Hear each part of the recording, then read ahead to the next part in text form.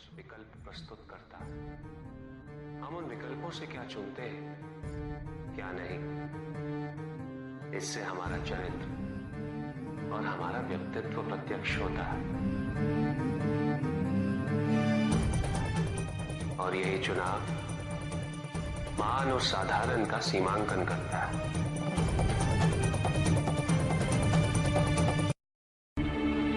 किसी के उत्थान का आधार नहीं बन सकता। उत्थान तो व्यक्तिगत होता, आंतरिक होता। जब किसी समाज में प्रत्येक व्यक्ति इस आंतरिक उत्थान के लिए अग्रसर, तभी समाज में परिवर्तन वास्तविक रूप से संभव है।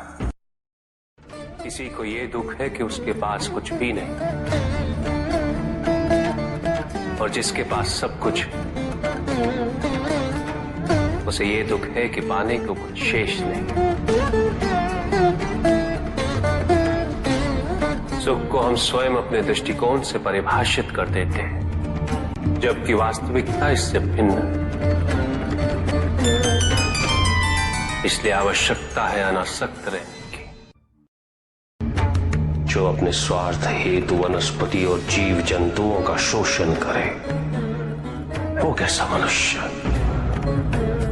जो तुम कर रहे हो वो प्रकृति पर अत्याचार है, और अत्याचारी सदैव अत्याचारी ही होता है। अपनी प्राकृतिक संपदा की रक्षा करना प्रत्येक मनुष्य का उत्तरदायित्व है। शक्तिशाली बनना अत्यंत कठिन है, किंतु उससे भी कठिन होता है शक्तिशाली बने रहना।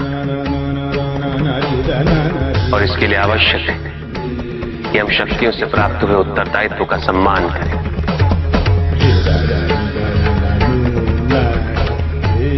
अन्यथा हम स्वयं पर निरंतर खो देते हैं, और यह हमारे पतन का कारण बनता है। किसी भी व्यक्ति की उन्नति उसकी सहजता से प्रत्यक्ष होती है, ना कि उसके अहंकार से। अहंकार हमें स्वयं की दृष्टि में बड़ा अवश्य बना देता है, किंतु दूसरे की दृष्टि में हमारा ओछापन प्रतीत होता है।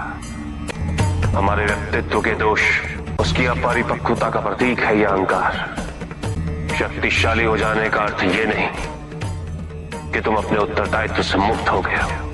शक्तियों में वृद्धि के साथ उत्तरदायित्व और भी बढ़ जाता है। एक महासागर में एक छोटी सी नौका तब तक नहीं डूब सकती जब तक महासागर का जल उसमें भर नहीं जाता। उसी प्रकार हमारे बाहर कितना ही दोष क्यों ना हो, हम नकारात्मक सोच वाले व्यक्तियों से घिरे ही क्यों ना हो, जब तक हम उनके दोष और उनकी नकारात्मकता को अपने भीतर प्रवेश नहीं करने दें, हमें कोई भी डुबा नहीं सकता। यदि हम अपनी अपेक्षाओं पर नियंत्रण पालें, किसी और के सुख से अपने सुख की तुलना ना करें, तो हम किसी भी परिस्थिति में सुखी रह सकते हैं। संसार में सबसे शक्तिशाली अस्त्र है प्रेम, धैर्य, करुणा, क्षमा। किंतु यह आज का ही सत्य नहीं, यह सत्य शाश्वत है। धनी व्यक्ति के पास जो भी अतिरिक्त धन होता है वो उसे दान करना चाहिए, उनके उद्धार के लिए जो अपनी मूल आवश्यकताओं को पूरा नहीं कर सकते।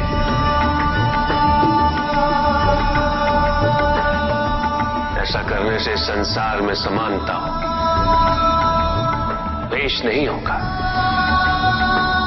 सद्भावना बनी रहेगी। माता पिता ही एक संतान को जन्म देते, वही सच्चे सृजनकर्ता।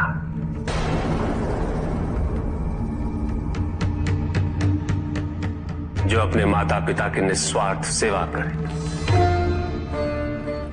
जो सच्चे मन से उनकी श्रद्धा रखता है,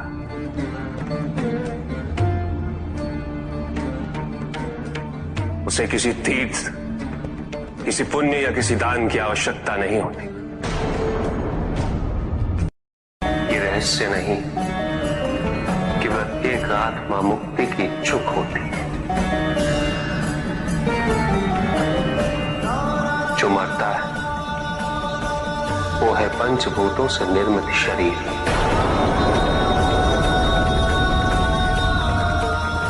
किंतु आत्मा तो अजर है,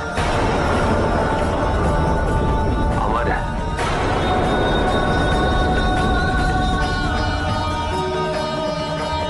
जिसकी यात्रा मोक्ष पर संपूर्ण होती। आत्मज्ञान का अमृत प्राप्त करने हेतु हलाल समान कष्ट व पीड़ा को सहना अनिवार्य है।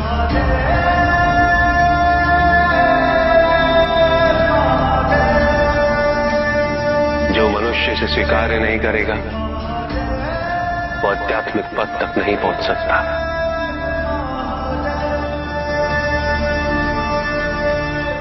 इसे स्वीकार्य किए बिना मनुष्य आध्यात्म पथ पर कभी सफल नहीं हो सकता।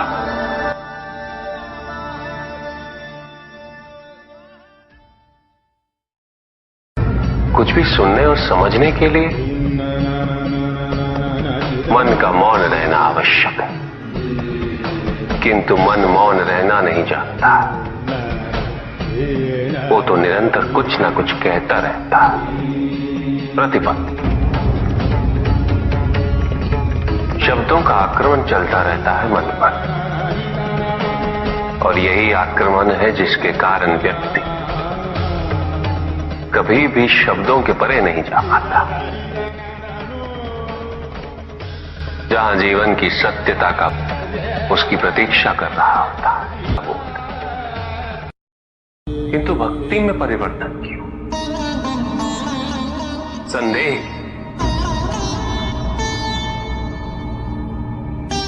क्योंकि तुम्हारी भक्ति सदैव कुछ ना कुछ पाने की लालसा पे आधारित रहती है। ये भक्ति प्रेम नहीं, क्योंकि प्रेम कभी कुछ नहीं मांगता, केवल देता है बिना किसी प्रतिबंध के।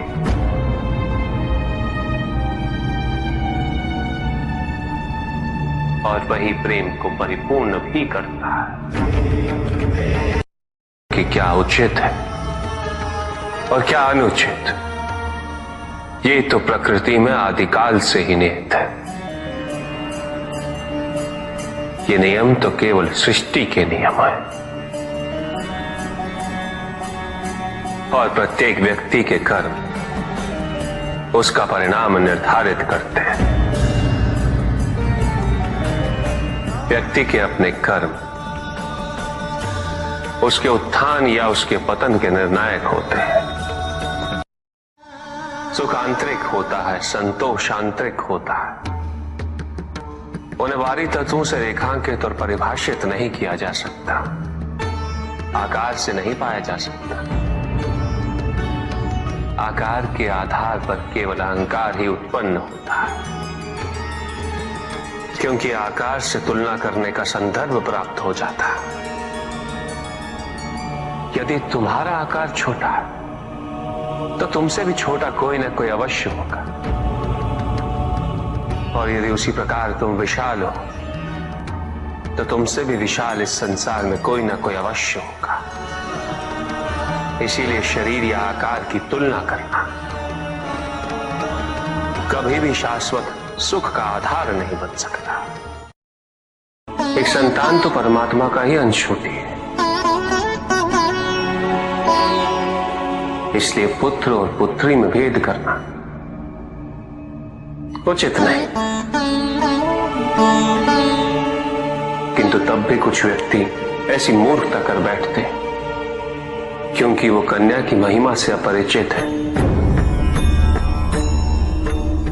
क्योंकि वो ये समझ ही नहीं पाते कि कन्या का सम्मान करना प्रत्येक व्यक्ति का धर्म है, क्योंकि कन्या जीवनदायिनी है, वो जननी है, और जननी तो केवल सत्कार के योग्य होती है, उपेक्षा की नहीं, उसका तिरस्कार नहीं किया जाता। ना ही स्वर्ग नर्क का उत्थान है और ना ही नर्क स्वर्ग का पतन।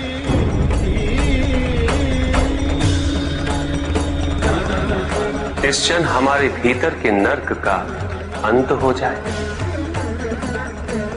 उसी क्षण स्वर्ग की आवश्यकता भी समाप्त हो जाती है।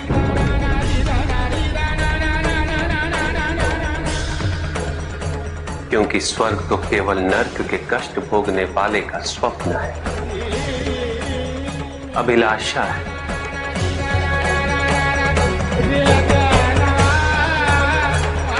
जहां नर्क का अंत होता है, वहीं स्वर्ग की अभिलाषा भी समाप्त हो जाती है।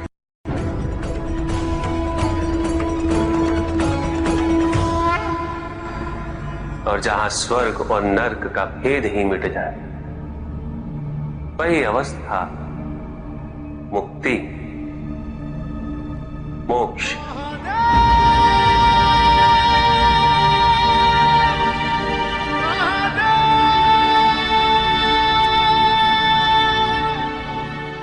मैं वो हूं जो नहीं है,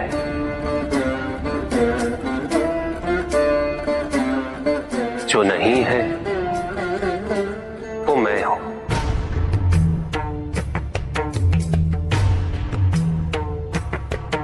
चिरकाल तक सभी को यह स्मरण रहे,